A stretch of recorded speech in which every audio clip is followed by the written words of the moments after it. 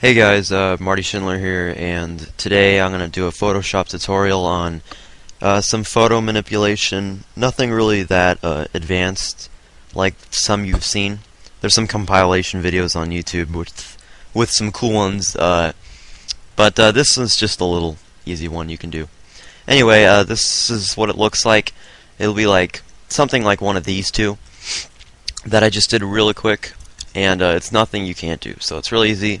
So without further ado, let's do it. I'm going to exit these first, and then I'm going to drag in my two pictures over here that I started with into Photoshop. I'm going to go a little faster on this one, so if you don't understand what I'm doing, you can look back on other videos and maybe you'll get it a little more. So I have the lion and my apple. Now we'll be able to change the colors of the apple later and stuff like that, so don't worry about that right now. Let's take our background layer from our lion picture. By the way, both these pictures are linked to the right of this video. We're going to double click OK, so we turn it into a layer. Then we're going to drag the layer over the apple layer, so it looks like that. Now let's make this space now. We're going to make this window a little bigger, and we're going to exit this lion one because we don't need it.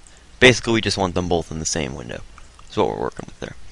Now you can see we're going to need to, well, let's make our apple background layer a layer itself, like that. Just double click, OK. Turn our opacity of our lion layer down just enough so we can see through to see the apple. Something like 50, 60%, something like that. And then it looks like this, and you can see that I can either make the lion picture bigger or the apple smaller, and I'm going to make the apple smaller because it'll look better. It won't change the resolution that much more if I were to make the lion picture bigger, if you see what I mean. So we're going to go to our apple layer and Control T, and then we're going to shift and click until we find a good size. Make sure you shift and don't screw it up like I just did. So if you always screw up, just Control Z and you're back where you were. Whoa. There we go. Okay. Hold on a second. And then just compare the jaws with, yeah, that's what we're going to do. So compare the jaws with the apple and see which size you want, which is what I'm doing right now. You can always change it later, of course, but it's good just to have an idea. So I'm going to make it a little bit smaller right there. Click Enter, and we got something that looks something like this. Now what I'm going to do right now is go to my lion layer, although it doesn't matter, and I'm just going to crop it down to about just like that size, so we have what we need right there. Then I'm going to go to my zoom tool and right click and go to actual pixels so we can see what we're doing there. Wish I could make this. I'm going to zoom out actually one more. There we go. Then I'm going to go to my lion layer. Make sure you're on your lion layer or whatever animal you're doing, which is probably this one I'm imagining, since I'm doing it. Then I'm just going to go to my eraser tool. Obviously there's a better way to do this, but for now, this is the way I'm going to do it. So, whatever. Anyway, go to my eraser tool. I'm going to make it a little bigger and turn the hardness to like 30% or something. And then I'm just going to start erasing the parts I don't need. Now make sure you keep the eyes and the mouth, obviously. So be careful where you are erasing at. If you want to be more careful, just turn the hardness up and the diameter down, and then you have a more exact location to do this at. So again, just keep going around until you do it. You might want to change your line layer to 100% opacity so you can actually see what you're doing. I kind of forgot to say that, but so just outline your eyes like so. You can see how this is gonna work, I'm assuming. And I'm going to turn my hardness down quite a bit to get more of a feathered thing. I could probably just feather this in the first place, but you know, to make it a little easier on some beginner people, this is an easy way to do it. It's just going around and changing this. If you make a mistake, just Control Z. If it's too far back, you might want to just well, I don't know. I really don't know. So this is taking a bit, and I'm sure you're getting impatient.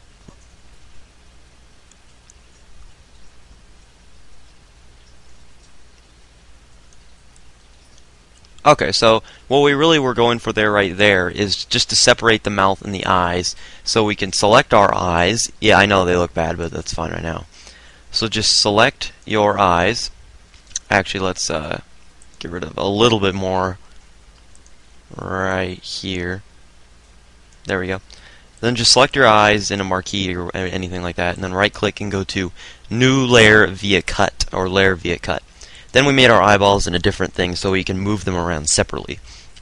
Now, you just want to go back again to your eyes. Make sure you're on your eye layer. And just make it however you want, like this. You can see the eyes are a little small compared to my other ones, so in the beginning, you might want to make your eyeballs a little bigger than the mouth itself. Anyway, you can always Control T and just make them a little bigger, though the resolution's going to be a little whack, but it's not the end of the world.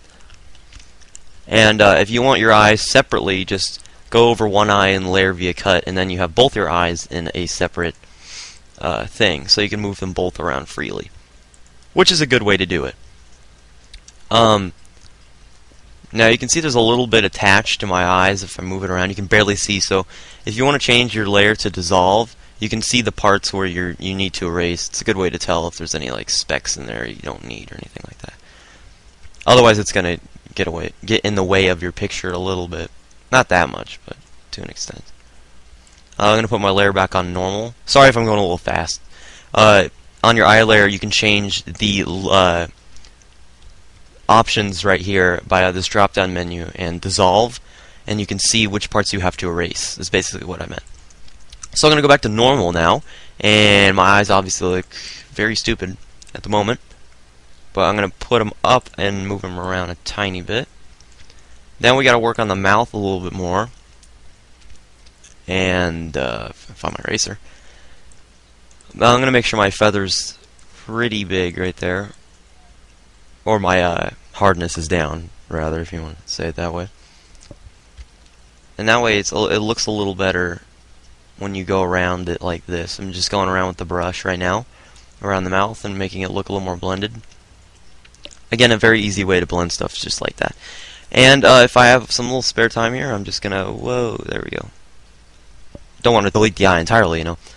And then I'm gonna draw around the pupil. Like that. Okay, cool. So we got both of our things right there, or three things if you want to say it that way. And what I'm going to do now is go to our mouth layer, go to our drop down menu. Now you can do this one of two ways. You can go to the drop down menu and keep it on normal, and that's fine. You can experiment with some. I guess there's three ways actually. You can experiment with some, and that's cool with me obviously. And the one I've been using is hard light, and that gives it a cool look right there if you can see. So drop down menu on layers menu and go to hard light. You can do that for both of your eyes as well, and it just makes it blend in more with the apple itself. You can see my right eye looks kind of messed up, so if I wanted to I could just keep it on normal, which is what I'm gonna do. And you can see we got a cool look right here. Now what I can do is I'm gonna right click my first eye layer and merge down so both my eyes are in one layer again, and I'm going to keep it like that, just so it's three layers. And I'm going to go to my apple layer last. So there's three layers. Eye layer, mouth layer, apple layer. Pretty simple. I'm going to go to my apple layer and go to Image, Adjustments, and then I'm going to go to Hue and Saturation. And I can change the saturation now to any color I want. If I wanted to do a red apple, like that. If you want to do something weird like a blue apple. Or you can do like a yellow apple, which is a little harder to find, but... And in that case... if I make it a red apple, we can always go to Image, Adjustments, Color Balance, and we can make it look a lot better just by doing that. But you got to pay attention to the shadow down there. It's going to start changing colors, so you might just want to make a selection around the apple, and it'll make it look a lot better. So anyway, that's if you want to do that. So you can see we got this going on right here, and it looks pretty cool. And if you want to just make it one layer to make it simple, right-click and go to Merge Visible if you want. And now they're all one layer, though I wouldn't do that in case you ever want to make changes or something. So that's just an easy way to do a little photo manipulation. I guess it's not that manipulative, but yeah, you can always change it around and lower the opacity of certain layers to make it blend a little more. but I think I like it how I have it right now. And you can always resize it by going to Control T, but what you might want to do is go to Image, Adjustments, or actually it's Image Size, and then you can lower it down to whatever, like 400 or something, and then it'll get a little smaller, a little bigger, or whatever you want it to do. So that's what it looks like. If I want to blow it up to full pixels, right-click Actual Pixels. It looks like that. So, oh my god! So that's the tutorial today. Maybe I can get another one out in a few days or a few hours or whatever I'm working with here. But that's just a quick photo manipulation. I know I could have done a lot of things differently on this, so you don't need to comment and be like, "Oh my god, Marty, you could have used a feather there." But you know, I mean, it's just a different way to do it, I guess. So I'm Marty Schindler, and I hope you enjoyed this tutorial.